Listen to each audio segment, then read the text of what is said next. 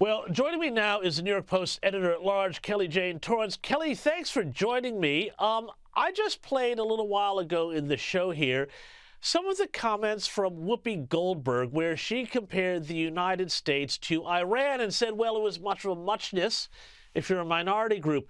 Now, I understand you have spoken to some Iranians in New York about what they thought of the comments. I can't imagine that they were terribly impressed, but what did you find out? Yeah, and it's always a pleasure to be here, James. They were actually quite outraged and offended. These are people who have, some of them have been in jail themselves. I published a piece at the New York Post just this afternoon from someone whose father was tortured in jail, and his family has been targeted since he left Iran because he speaks out against this evil regime. And the idea that America is as bad as Iran for black people, as Whoopi Goldberg said on The View, is just insane. And he kind of makes some good points. Iranians kind of wish they could have the kind of problems Americans complain of. Fear is everywhere. You know you're being watched at all times.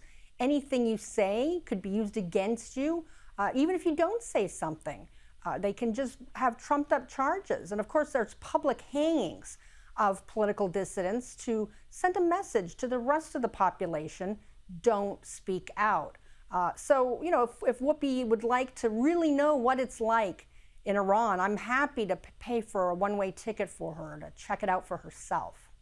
Yeah, I think a lot of people here would help crowdfund that one there, Kelly. Now, I also want to talk about, too, because I flagged this earlier in the show, the intriguing and entertaining race currently going on in New York City, which, as you know, I'm personally quite invested in, over who's going to be the Democrat candidate for mayor. Now, Andrew Cuomo has a lead over controversial mayoral candidate Zohran Mamdani, but the fact that he has done so well and engaged so much celebrity support, he has seemingly questioned Israel's right to exist as a Jewish state, and yet, or perhaps actually not surprisingly, has also been drawing celebrity-studded crowds with the likes of Alexandria Ocasio-Cortez and all sorts of people on the left. It's been this weird sort of leftist populist movement. What is going on here? Who is this guy? And have New Yorkers lost their minds on the left that this person is even being spoken about as a serious potential candidate? Well, I have to say, James, I feel like it's really only entertaining if you don't live in New York and are going to be stuck possibly being ruled over by one of these guys. No, but you're right, James. It is entertaining. And Zohran Mamdani, here's a guy who really has hardly worked a day in his life. He's basically has 3 years of job experience. And part of that was as a rapper, where he made $1,000. Another was scoring some music for one of his mother's movies. His mother is Mira Nair, who's a director who I actually interviewed once when I was a movie critic. But he's really hardly worked a day in his life. And it's amazing. Bernie Sanders actually endorsed him for New York City mayor. And that's, a senator from Vermont endorsing someone for New York City mayor. This doesn't happen that often. And the polls still show Andrew Cuomo ahead in the Democratic primary, but Mamdani's been gaining on him. The last poll I saw, he was up 10 points from the one before that. So it is concerning. This guy, he has such policies as he wants the government, the city of New York, which, as you know, is not a very efficient operation. He wants them to run grocery stores in all 5 boroughs. This is kind of insane. You have, some grocery store owners saying, well, if he gets elected and does that, we're closing up shop. But really the best moment came this week. He was in an interview, refused to condemn the phrase globalize the Intifada, which of course is a call to kill Jews.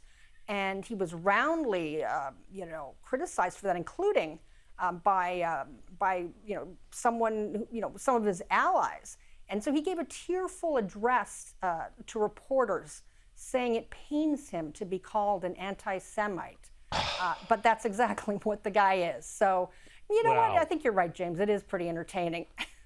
Yeah, I mean, but we do know it's a serious point that what globalized the intifada means. I mean, we saw that on the streets of Washington recently. We saw that in Boulder recently, you know, 2 terrible tragedies there. But there's also some other, well, glimmers for hope here in the United States here. And I was very interested to see the Supreme Court this week upholding Tennessee's ban on gender-affirming care, that's sex change, you know, procedures, physical procedures for transgender minors, with the court voting 6-3 in favor of the ban. This is a hugely important landmark decision. What are the implications going to be for this nationally? Because it's just Tennessee, obviously, where the case came out, but it's gone to the federal Supreme Court. Does this mean that the whole trend of engaging in surgeries and things like that for under 18s who may be transgender, that may be coming to an end finally? Well, let's hope so, James. I mean, it's, you know, mutilating children before, you know, they even have a chance to understand what's going on. It's just shameful. But this case was just about Tennessee, but there are 26 other states that have similar laws in place banning, you know, any sort of transgender, you know, they call it gender-affirming care, which is, you know, it's newspeak for mutilation, really. But 26 other states also have these laws. And so this is a Supreme Court speaking. So it seems unlikely that any of those states, you know, you couldn't be able to challenge those bans either. So it really has big implications beyond Tennessee. And, you know, I've heard that they may have something in the One Big Beautiful Bill that would ban these sorts of procedures on minors nationally.